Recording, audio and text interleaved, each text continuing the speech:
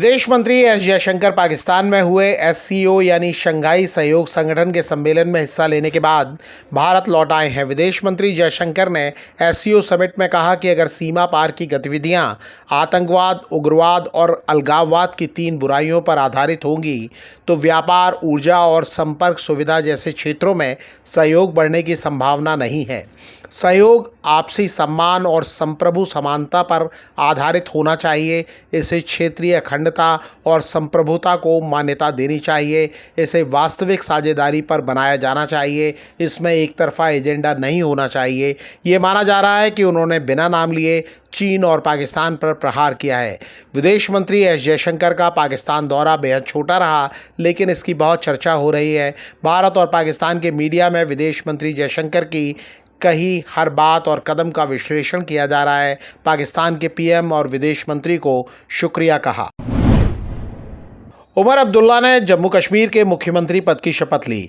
उनके साथ सुरेंद्र चौधरी ने डिप्टी सीएम और दूसरे मंत्रियों ने भी शपथ ली। चौधरी ने जम्मू कश्मीर बीजेपी के अध्यक्ष रविंद्र रैना को चुनाव में मात दी थी। जम्मू कश्मीर में 10 साल बाद विधानसभा चुनाव हुए हैं। अब्दुल्ला की नेशनल कॉन्फ्रेंस ने 42 सीटों पर जीत हासिल की। कांग्रेस को 6 सीटें मिली हैं। गठबंधन में चुनाव लड़ने के बाद भी कांग्रेस सरकार में शामिल नहीं हुई और बाहर से समर्थन दे रही है।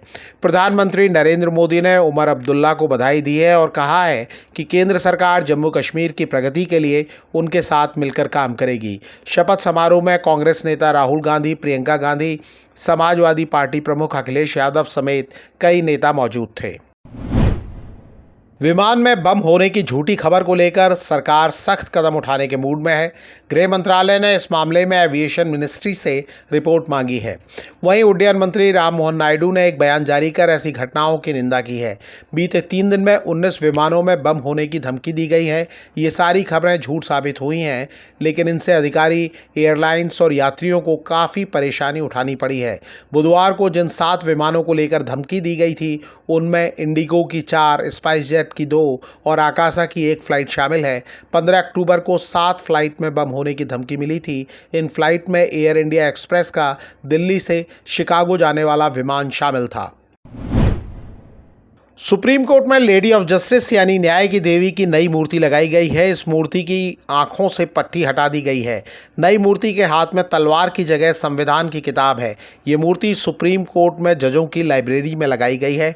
मीडिया रिपोर्टों के मुताबिक इस नई मूर्ति को chief justice of India DY Chandrachud ने तैयार करवाया है। इसका उद्देश्य ये संदेश देना है कि देश में कानून अंधा नहीं है और ये सज़ा का प्रतीक नहीं है। पुरानी मूर्ति की आंख पर पट्टी ये दर्शाती थी कि कानून की नज़र में सब बराबर हैं, जबकि तलवार अन्याय को सज़ा देने की शक्ति का प्रतीक थी। हालांकि मूर्ति के दाएं हाथ में तराजू बरकरार रखा गया है। ये समाज में संतुलन का प्रतीक है। इस मूर्ति को ब्रिटिश काल की विरासत को पीछे छोड़ने की कोशिश के तौर पर देखा जा रहा है। यूपी की पूर्व सीएम मायावती ने झारखंड में बहुजन समाज पार्टी के अकेले चुनाव लड़ने का ऐलान किया है। मायावती ने कहा है कि उनकी पार्टी प्रयास करेगी कि उनके लोग बीएसपी के साथ जुड़े रहें, इधर उधर न भटकें। उन्होंने झारखंड में 2 चरण में चुनाव कराने पर चुनाव आयोग की तारीफ की है। मायावती ने कहा है कि चुनाव जितना कम समय में हो और पाक साफ हो उतना अच्छा है। चुनाव में धनबल और बाहुबल का इस्तेमाल न हो, इसका पूरा दारोमदार चुनाव आयोग पर है। झारखंड की 81 सीटों पर 2 चरण में 13 और 20 नवंबर को वोट डाले जाएंगे। नतीजे 23 नवंबर को आएंगे।